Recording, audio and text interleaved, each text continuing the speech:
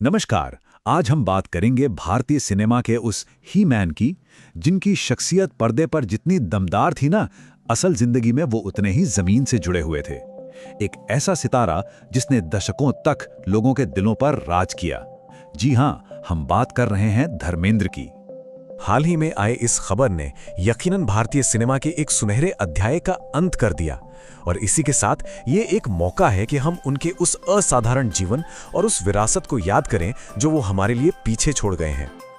देखिए, प्रधानमंत्री नरेंद्र मोदी की ये श्रद्धांजलि ये सिर्फ शब्द नहीं है, ये इस बात का सबूत है कि धर्मेंद्र महज एक अभिनेता नहीं थे, बल्कि एक कल्चरल आइकॉन थे।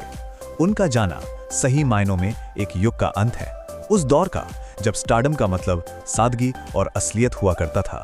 तो सवाल यही उठता है कि एक खुद को साधारण व्यक्ति कहने वाला इंसान आखिर सिनेमा का इतना बड़ा महानायक बना कैसे? चलिए इस सफर को एकदम शुरू से समझते हैं।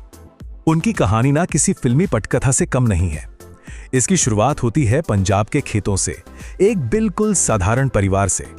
एक स्कूल टीचर के बेटे धर्म सिंह ध्योल, उनकी आंखों में एक सपना था। सोचिए, 9वीं क्लास में एक फिल्म देखी और सिनेमा के ऐसे दीवाने हुए कि बस ठान लिया। फिर एक टैलेंट कॉन्टेस्ट ने उस दीवानगी को एक रास्ता दिया और बॉम्बे के लिए उनकी किस्मत का दरवाजा हमेशा हमेशा के लिए खुल गया। सिनेमा उनके लिए एक जुनून था, एक स्वर्ग जहां खूबसूरत लोग रहते हैं। परिवार वाले ज्यादा खुश नहीं थे, लेकिन वो तो बस अपने इसी स्वर्ग तक पहुंचने के सपने के पीछे निकल पड़े थे। और जब वो बॉम्बे पहुंचे तो उन्होंने खुद को किसी एक छवि में नहीं बांधा। उन्होंने ये साबित कर दिया कि वो एक ऐसे कलाकार थे जो हर रंग में, हर किरदार में ढल सकते थे। और उनकी रेंज देखिए, कमाल की थी। एक तरफ बंदिनी जैसी फिल्म में वो एक बेहद सेंसिटिव रोमांटिक हीरो हैं, तो दूसरी तरफ मेरा गांव मेरा देश आती है और वो बन जाते हैं देश के पहले एक्शन स्टार। और फिर आती है छुपके छुपके, जिसने उनकी जबरदस्त कॉमिक टाइमिंग का लोहा मनवा दिया। मतलब हर रोल में फिट। पर्दे का ये ही मैन असल जिंदगी में उतना ही जमीन से जुड़ा था। अपनी ही सुंदरता की तारीफों से शर्मा जाते थे और हमेशा कहते थे कि दिल से तो वो एक किसान ही हैं। यही जो डिवालिटी थी ना, यही बात उन्हें सबसे अलग बनाती थी।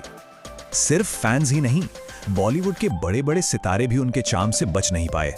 जया बच्चन से लेकर सलमान खान तक सबने उन्हें ग्रीक गॉड माना।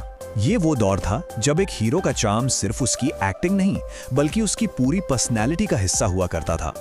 उनके करियर का जो शिखर था वो सिर्फ फिल्मों से नहीं, बल्कि एक ऐसी प्रेम कहानी से भी पहचाना जाता है जो आज भी एक मिसाल मानी जाती है। धर्मेंद्र और हेमा मालिनी, ये जोड़ी सिर्फ पर्दे पर ही जादू नहीं चलाती थी। उनकी असल जिंदगी की प्रेम कहानी तो जैसे एक राष्ट्रीय जुनून बन गई थी, जिसने पूरे देश का ध्यान अपनी ओर खींच लिया था। और उनकी प्रेम कहानी की शुरुआत भी देखिए कितनी सीधी और सच्ची थी। पहली ही मुलाकात में हेमा मालिनी को देखकर उनके मुंह से बस यही निकला, कुड़ी बड़ी चंगी है। 300 से ज्यादा फिल्में, ये सिर्फ एक नंबर नहीं है, ये दर्शकों की कड़ी मेहनत, लगन और दर्शकों के प्रति उनकी जबरदस्त कमिटमेंट का प्रतीक है। लेकिन सैकड़ों किरदारों के बीच एक किरदार ऐसा था जो हमेशा के लिए धर्मेंद्र का ही पर्याय बन गया। जी हाँ, शोले का वीरू। ये सिर्फ एक फिल्म नहीं थी, ये एक कल्चरल फिनोमेनन था जिसने भारतीय सिनेमा को हमेशा के लिए बदल दिया। वीरू के किरदार में धर्मेंद्र ने दोस्ती, मस्ती और बहादुरी का जो संगम दिखाया, उसे शोले की आत्मा कहा गया। और वो खुद भी इसे अपनी सबसे बड़ी उपलब्धि मानते थे। लेकिन धर्मेंद्र की असली विरासत बॉक्स ऑफिस के नंबरों से कहीं ज्यादा गहरी है। चलिए समझते हैं कि आखिर वो जनता के सुपरस्टार क्यों कहलाए। उन्होंने राजनीति में भी हाथ आजमाया, लेकिन जल्द ही समझ गए कि वो दुनिया उनके लिए नहीं है।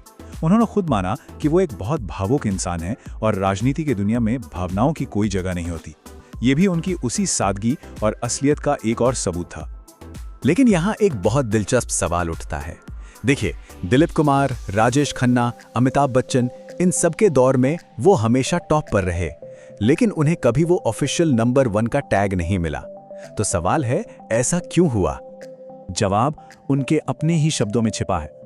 जब उनके साथ के स्टार्स नंबरों की दौड़ में थे, धर्मेंद्र का मकसद कुछ और ही था।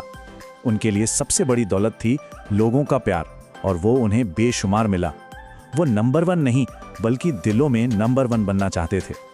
और ऐसा भी नहीं है कि इंडस्ट्री ने उनके योगदान को सराहा नहीं। भले ही वो नंबर 1 की रेस से बाहर थे, लेकिन सिनेमा में उनके विशाल योगदान के लिए उन्हें film fair life time achievement award और पद्म भूषण जैसे सर्वोच्च सम्मान मिले। ये दिखाता है कि सच्ची विरासत रैंकिंग से कहीं बड़ी होती है। धर्मेंद्र की विरासत हमें इसी सवाल पर लाकर छोड़ देती है कि आखिर एक स्टार का असली पैमाना क्या है, बॉक्स ऑफिस की रैंकिंग या फिर पीढ़ियों तक मिलने वाला प्यार। उनकी जिंदगी खुद इस सवाल का जवाब है। स्टार्स आते जाते रहेंगे, लेकिन ही मैन हमेशा दिलों में रहेंगे।